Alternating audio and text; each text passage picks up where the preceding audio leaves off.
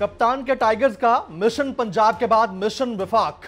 PTI के अराकीन कौमी assembly ने तहैया कर लिया है कि वो स्पीकर के सामने पेश होंगे और फर्दन अपना इस्तीफा क्लेम करेंगे और ये सबूत देंगे कि वही हैं जो इस्तीफे पहले दे चुके हैं, अब इन पर्सन पेश होना चाहते हैं। लेकिन दूसरी जानिब से एक और चीज सामने आ रही है कि स्पीकर कौमी असम्बली अचानक से बैरून मुल्क दौरे पर जा रहे हैं।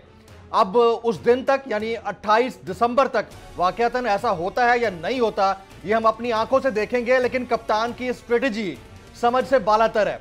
उन्होंने पंजाब के अंदर भी दमादम मस्त कलंदर का कहा तो तकरीबन 5 दिन का वक्फा दिया। विफाक के अंदर भी दमादम मस्त कलंदर का कहा तो 3 दिन का वक्फा दिया।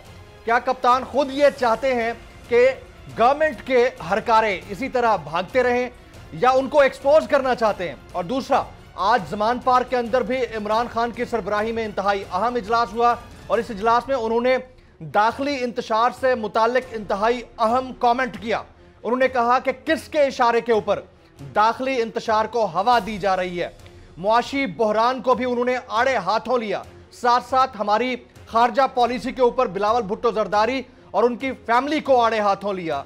इमरान खान साहब आने वाले दिनों में क्या करने जा रहे हैं?